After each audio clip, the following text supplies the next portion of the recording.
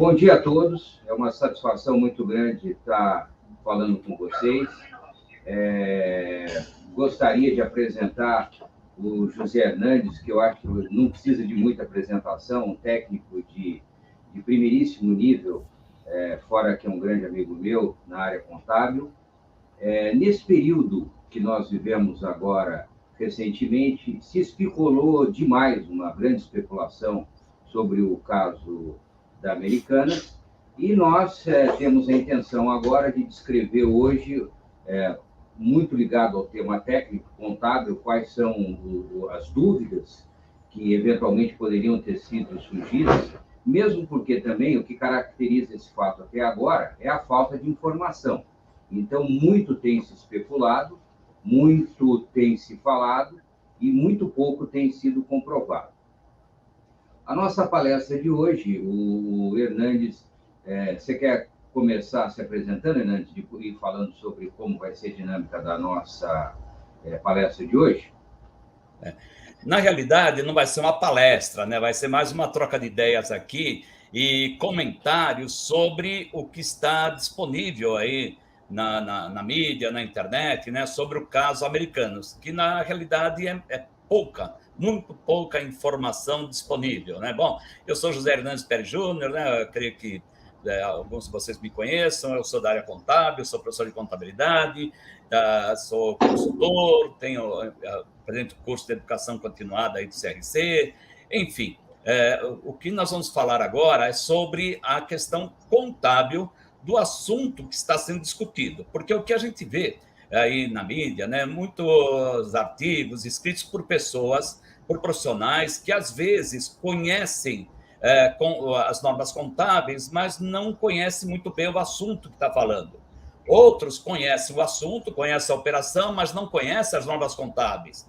E outros ainda não conhecem nem uma coisa nem outra. Então, vira assim só especulações, né? Então, o que eu vou comentar aqui é a questão, assim, digamos, técnicas, abordando o lado contábil da coisa, sem fazer, logicamente, nenhum juízo, nenhum julgamento, né? Porque não há informações disponíveis para que possamos ter realmente uma conclusão sobre o assunto e possamos emitir uma opinião.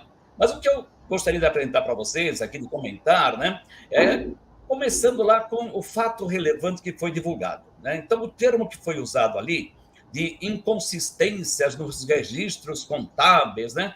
Então, quando falamos de contabilidade, nós temos um padrão internacional, que é o IFRS, existe uma nomenclatura, existe todo um vocabulário próprio para a área contábil. Então, quando falamos de consistência na área contábil, é a manutenção das práticas contábeis ao longo do tempo, para permitir o que? A comparabilidade das informações de vários períodos. Então, esse termo inconsistência ao longo de vários períodos, ele fica assim meio contraditório em relação às práticas contábeis.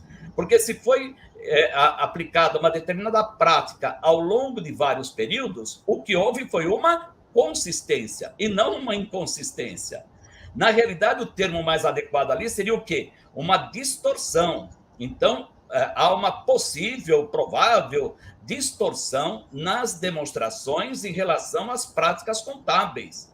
Então, a primeira coisa seria essa, né? Se eu fosse redigir esse fato relevante, não usaria esse termo inconsistência, usaria o termo distorção. Quando falamos de distorção nas demonstrações contábeis, nós temos aí verificar o seguinte: qual é a causa dessa distorção?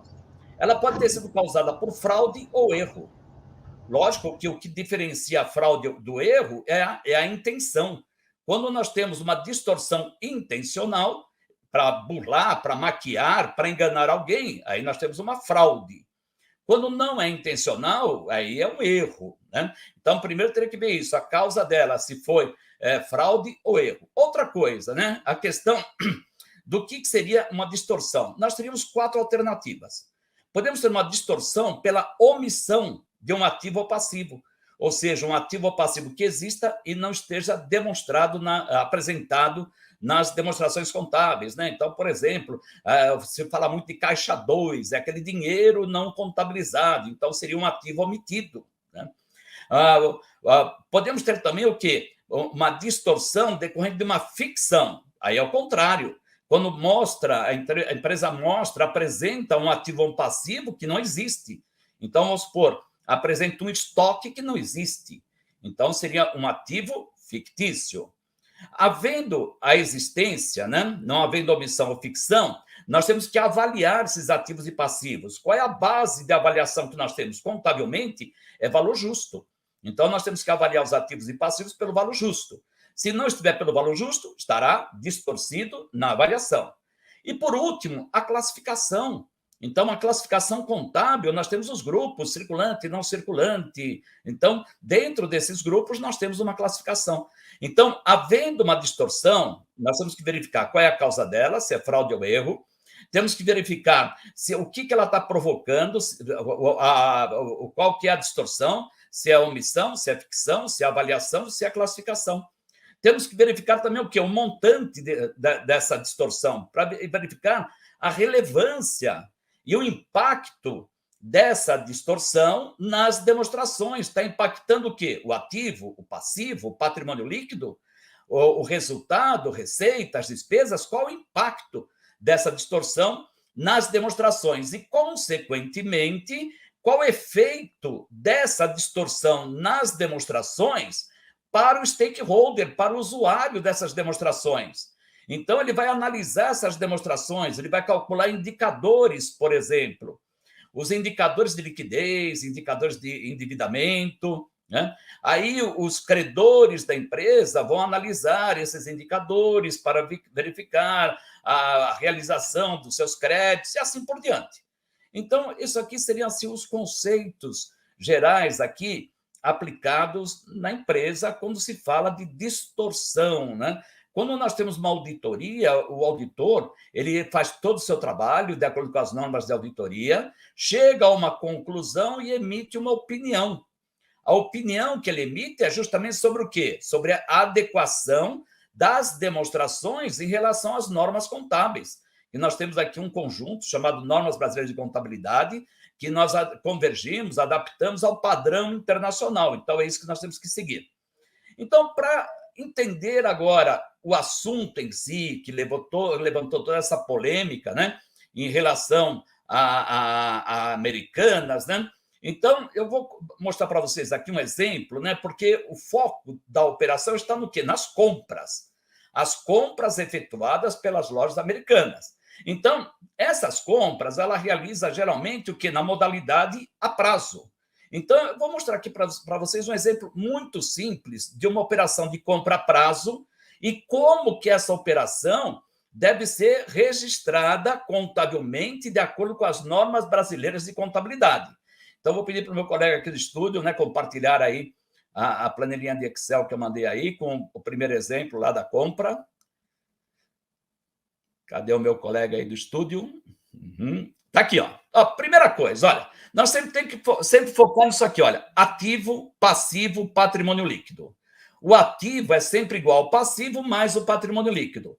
Dentro do patrimônio líquido está o resultado da empresa, que são receitas e despesas. Então, eu coloquei uma operação aqui extremamente simples, né? Para a gente entender do que é que nós estamos falando. Então, nós temos aqui uma operação de compra a prazo pelo valor de 100. Vamos esquecer impostos recuperáveis, esquecer tudo isso. Falou da compra 100. Então, como que a gente registra contabilmente essa compra? Olha lá, dá uma entrada no estoque e credita lá do outro lado, lá, fornecedores, reconhecendo a obrigação que a empresa passou a ter com seus fornecedores. Esse valor de 100 é o que nós chamamos do quê? De valor nominal, que é o valor de face, é o valor que está lá na nota fiscal. Porém, como é uma compra a prazo, esse valor será pago no futuro. Então, esse não é um valor futuro, não é o valor presente, não é o valor atual dessa operação. Então, pelas normas contábeis, nós temos que apresentar os ativos e passivos pelo valor justo.